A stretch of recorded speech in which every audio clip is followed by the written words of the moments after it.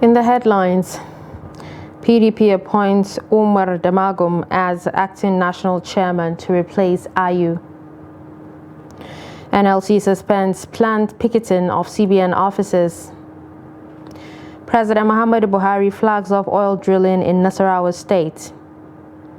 And on the international scene, fire at migrant detention facility in Mexico kills 39 men.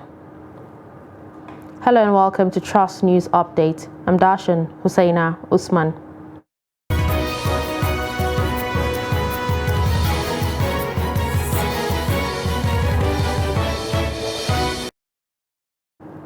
Now the news in detail. The National Working Committee of the People's Democratic Party on Tuesday appointed the Deputy National Chairman North, Umar Iliya Damagum, as the acting national chairman of the party.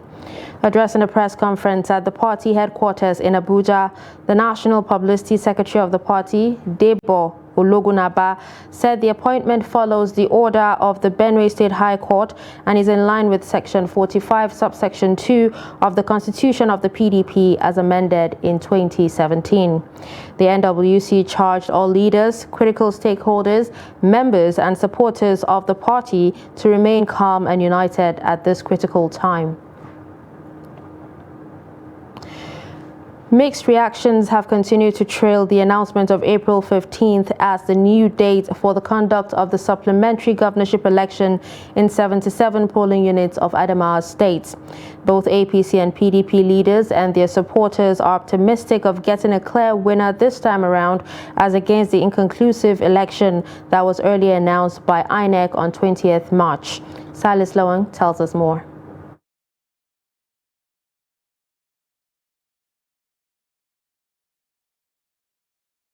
Voters in Kaduna have been reminded to be law-abiding and conduct themselves in an orderly manner in the forthcoming rerun election in some parts of the state. The Vice Chairman, Kaduna Peace Commission, Dr. Salim Omale, said this at a press briefing in Kaduna ahead of the rerun election. The report.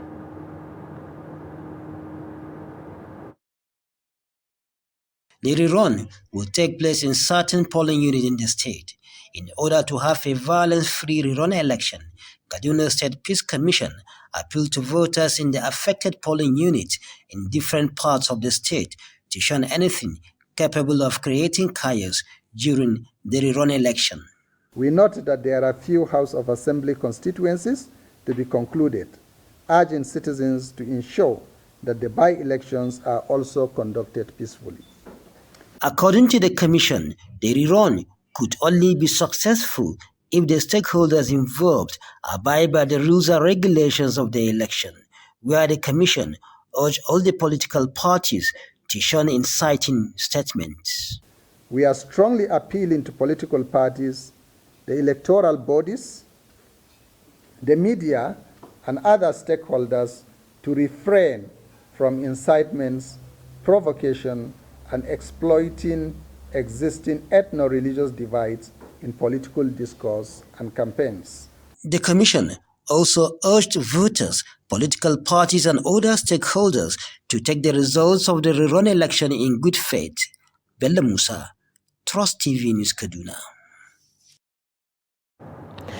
A coalition of INEC-accredited observer groups for credible election in Nigeria have called on the Independent National Electoral Commission to review the collation of results in the just concluded governorship and House of Assembly polls in Kaduna State. According to the coalition, the call became imperative following reports of electoral misconduct such as vote buying, the bimodal voters accreditation system malfunction, collation glitches, and non-upload of results on INEC results viewing portal in real time in southern Kaduna, among others. Trust TV's Aisha Salihu reports. The Independent National Electoral Commission is under pressure to review the March 18 governorship and State House of Assembly elections in Kaduna State, where evidence of malpractices has been established. The coalition of accredited observer group are asking the Commission to ensure a review of allegations of voter suppression and vote buying based on provisions of the law. So that is why we are calling on INEC and calling on Nigeria to please help us to review the collation of the result, Like in southern Kaduna, most of the polling units the collation center in southern Kaduna, we feel that they will review that area.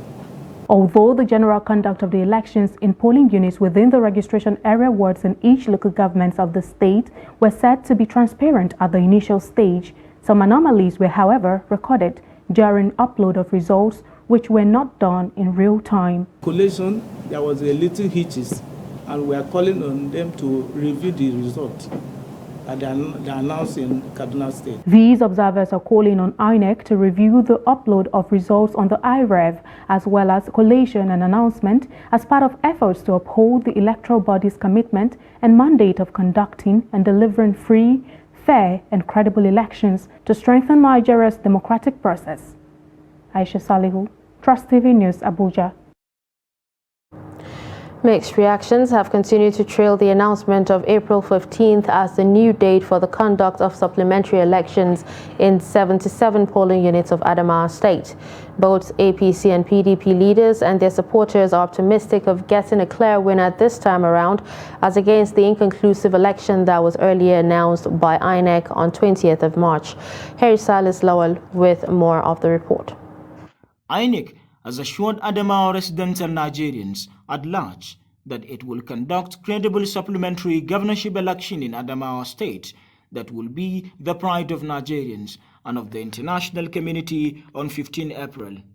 Both APC and PDP leadership candidates and their supporters have been urged to see the exercise as an election, not a war. They were also cautioned to avoid inflammable statements that are capable of inciting violence amongst the populace. Let me urge our loyal party supporters to be law-abiding, to be peaceful. Adamawa State is peaceful. We are law-abiding, and we will continue to be law-abiding.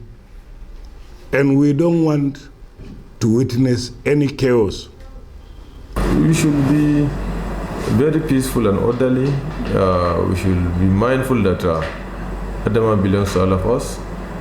Anybody who emerges in this election should be Adamawa State Governor, not APC State Governor, not PDP Governor or SDP Governor, but Adamawa State Governor. So we should embrace that. While reiterating their commitment of coming out in their numbers to elect leaders of their choice, some Yola residents expressed hope that the supplementary election will be conducted peacefully. We'll all wait until 15 April to know who will be the governor of Adamawa State. Is either Adamawa will be the first state to enter the Guinness Book of Record, or we will continue the mandate of Governor Ahmadu Fintiri. But what I know is that after 15 April, as INEC announced, we will know who will be our governor. Either INEC is going to refix or refix till December. We are here to vote who we want. INEC will not force us to vote who they like, but we people will vote who we want. That's all what I'm not. And my expectation is that the good Lord will favor the work of all the people. Security and justice will enter their mind, being it Muslim or Christian, to favor well. Although governorship and legislative elections have been concluded in most parts of Nigeria, the elections were declared inconclusive in Adamawa due to the fact that the council vote at the election were more than the margin of victory between PDP and APC. Silas Lowen, Trust TV News, Yola. Benue State Governor Samuel Ortom on Tuesday has announced his decision to withdraw the petition he filed at the Election Tribunal over the outcome of the Benue Northwest senatorial election. Ortom had lost his bid to clinch the Benue Northwest senatorial seat to his former aide Titus Zam of All Progressives Congress. The governor had gone to court to challenge the results of the exercise, which led to the emergence of his former special advisor on local government and chieftaincy affairs during his first tenure. Ortom, however, told newsmen that he has decided to withdraw the case from the tribunal in the interest of peace. The governor added that going forward, he will continue to support his party, the PDP, in collaboration with other leaders to enable it bounce back from the mistakes and drawbacks that are affecting it at the moment. The Nigeria Labour Congress has suspended the proposed picketing of all Central Bank of Nigerian offices nationwide in order to monitor the cash situation in the country for the next 2 weeks. The president of the Nigeria Labour Congress, Joe Ajero, Trade Union Congress counterpart Festus Osifo, made Labour's position known while addressing the press after the NLC-NEC meeting in Abuja. Also speaking, President Trade Union Congress Festus Osifo said the unions will reverse to its earlier decision if the situation does not improve. They have rushed to move money to commercial banks. And some of those commercial banks are getting empty again. Queues are returning in some of them. So it will be very naive for the Congress to hurriedly call off the action. Whereas we are not shutting down tomorrow, we want to loosen up for another 2 weeks with committees set up at the national level and in all the states of the Federation to coordinate the level of compliance. The most patriotic Nigerians you could ever see are the employees and are members of NLC and members of TUC. These are the people that toil around on a daily basis to ensure that this country remains a going concern. These are the people that ensure that there is productivity in this country. These are the people, when you hear GDP, these are the people that are ensuring that our GDP continuously grow. So in anything we do, we must put the people first. We must ensure that their welfare and their interest is placed paramount above any other interest. Fire on Monday erupted inside a 5-story building at the Balogo Market in Lagos State. Footages of the incident, which has since gone viral on social media, shows smoke billowing from the structure. The director of Lagos State Fire Service, Adesheye Margaret, in a statement, said the blaze was later put out by emergency responders. Goods worth millions of naira were destroyed in the incident. The incident is the latest in a series of fire outbreaks in markets in Lagos. About 2 weeks ago, an inferno gutted the Akere Motor Spare Parts Market in the Apapa Ajegule area of the state. Moving on to security, bandits in Kaduna on Sunday killed a baby born by an abducted pregnant woman, Shamsia Mustafa.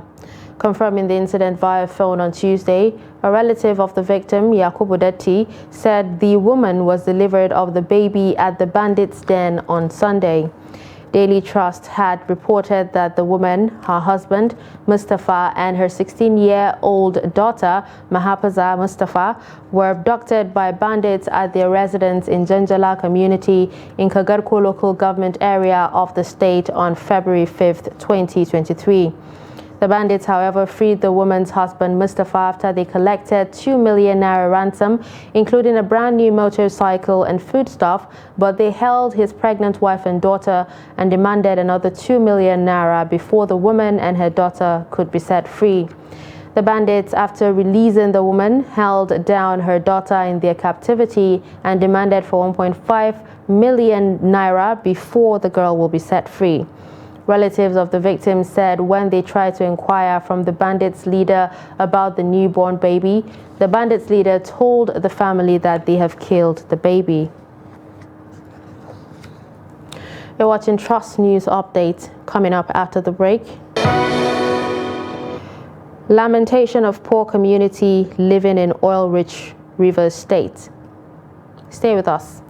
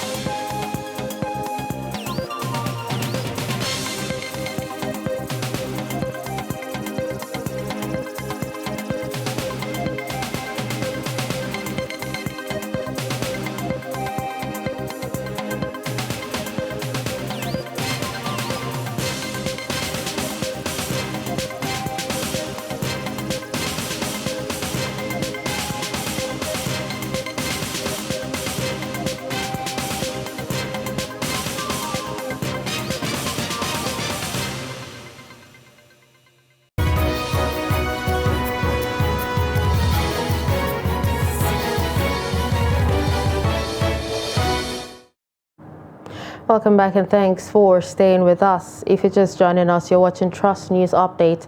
Here's a recap of our top stories. We told you that PDP appoints Umar Damagum as acting national chairman to replace Ayu. We also heard that NLC suspends planned picketing of CBN offices. Moving to more stories, President Muhammadu Buhari has flagged off an oil drilling at Ebenyi A well in Obi local government area of Nasarawa state. Abubakar Abdullahi reports that studies leading to the discovery of oil deposits in the area have been carried out for more than a decade. The report. Performing the ceremony that marks the beginning of oil exploration in Nasarawa state, President Muhammadu Buhari said his administration is focused on oil and gas exploration in the nation's frontier basins, including the Chad Basin. The flag-off of Ebenyi oil well is first of its kind in the Benue Throw, and second to Kolmani oil well that was commissioned last year in the northeast. President Buhari, who speaks virtually, said the newfound oil deposit will create job opportunities and prosperity for the people. Today's occasion marks the official commencement of exploration drilling activities in the Middle Benue Trough. This is consistent with the commercial discoveries of hydrocarbons in the Kolmani area of Upper Benue Trough. I am pleased to note that activities are currently ongoing to develop the Kolmani petroleum discoveries. Flagging off the Ebenyi A well on behalf of the President, Nasarawa State Governor Abdullahi Sule appreciated the federal government and Nigeria National Petroleum Company Limited for discovery and speeding the process of oil drilling in the area. Let me make a special appeal to you, Mr. President, and of course the NNPC. With the strong competition, as was strongly indicated, that the fossil oil is getting right now from green energy, I would like to appeal, Mr. President, that the NNPC should expedite the development of this field, while congratulating the NNPC once more on the concept of the integrated field development that was just carried out in Gombe. NNPC Group Managing Director Mele Kyari expressed optimism that the possible outcome will contribute greatly to the country's gross domestic product. Today, we have mobilized drilling into site here in Obi local government of Nasarawa State. We are optimistic that the positive outcome of this campaign will contribute to national aspiration of increasing our carbon reserves from 7 billion barrels to 50 billion barrels in the short to medium term and increase our crude oil production to the target of 3 billion barrels per day. On behalf of our people and the people of this land, we are known for our hospitality. We are known for people that have never shown any kind of militants or things that are out of the ordinary. The discovery of oil in parts of Nasarawa state has raised hopes and expectations of the people that the discovery will bring lots of benefits to them. Residents and members of Join Krama clan in Ahoda West local government area of Rivers State have expressed worries over the level of environmental degradation, poverty and neglect in the area, despite having 48 oil wells operated by multinational companies. The community, which housed Adibawa oil field, operated by one of the oil giants, suffers poverty, environmental degradation and neglect, with road networks cut off by flood and erosion. The report. The negative impact of the 2022 flood during rainy season to the people of John Krama clan in Ahoda West local government areas of Rivers State cannot be overemphasized. They said the 2022 flood really dealt with them, where their crops were destroyed and most of them were rendered homeless, with the access to road networks completely broken. Adding that despite having a number of oil companies operated by the multinational companies in the community, the area is among the most backward communities. Some residents who spoke with newsmen during a community dialogue on the issues of oil pollution lamented over lack of potable water, as the Orashi River, which serves as their major source of water in the area, is highly polluted with crude oil. When we farm, our cassava is not producing anything. Even the natural crops that God gives to us is not producing, and they are falling down, up and down. Both monkey rice, bush mango, and all other trees. In our river, we don't have fish. Every time crude oil is floating in our river. When we go to catch fish in the river, we did not kill anything. That is what we are suffering for in this JK1. One of the greatest experience we've had in this area is the flooding. The flood, the thing has been disturbing people all over. Like in this local area like this, farming, if I may say, is their major trading. And come to see it, some of the crops like that might not really get matured before the flooding season. And because of that, it's bringing poverty. If you watch around, poverty is really showing on the faces of everybody, families and all the rest. So the flooding has been an issue in this area like that. Joy Krama is extremely important for this dialogue because this is one of the communities that gets completely submerged during flooding, like the last flood in Nigeria in 2022. Just looking around the buildings, you can find the level that the flooding got to. We're also here because there are key issues relating to oil exploration, oil and gas exploration in this area. There's been a lot of oil spills over the decades, not just recent. There's been a lot of human rights abuses and repression of the people, and we thought we should hear from them. We're believing that if authorities were attentive to the cries of the people, if they were attentive to what is going on in these communities, the situation would not be what it was now. This is a community that is heavily impacted by global warming. The dialogue and training sessions created platform for convergence of community in the region to have actionable plans for needed changes. Moving to business, the National Bureau of Statistics has disclosed that domestic air transport fares increased by 66.36% in the last 1 year. This was contained in the latest report titled Transport Fare Watch, February 2023. The NBS report said the average fare paid by air passengers for specified routes single journey decreased by 0.18% on a month-on-month basis from 74,702 naira 70 kobo in January 2023 to 74,571 naira 62 kobo in February 2023. The report said that on a year-on-year basis, the fare rose by 66.36% from 44,825 naira 4 kobo in February 2022. The highest air transport fare for specified routes single journeys in February 2023 with 80,500 naira was recorded in Kebbi, followed by Bayelsa with 80,000 naira. On the other hand, Abia recorded the list with 69,850 naira, followed by Niger with 70,000 naira. Away from Nigeria, dozens of people were killed and others injured after a fire started in an immigration detention facility in northern Mexico near the U.S. border. The blaze occurred late Monday at a facility in Ciudad Juarez, across the border from El Paso, Texas. Mexico's National Immigration Institute in a statement said at least 39 people died in the fire. 29 injured people were taken to hospitals. The statement added that the facility was holding 68 adult men from Central and South America.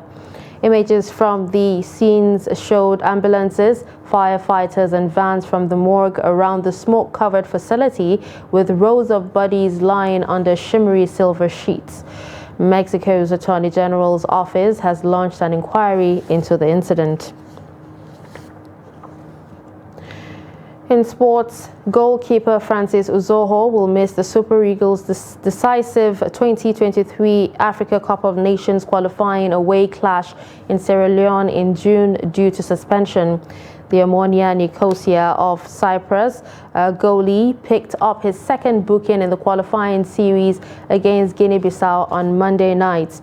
Uzoho was booked for time wasting late in the game as the Super Eagles managed a 1-0 win to avenge their earlier loss to Rutus. The 24-year-old was booked for a similar offence earlier in the qualifiers against the Leon Stars of Sierra Leone in Abuja. A win or draw against Sierra Leone will be enough for the Super Eagles to earn a berth at the 2023 Africa Cup of Nations to be hosted by Côte d'Ivoire. The encounter will hold on Sunday, June 11, 2023.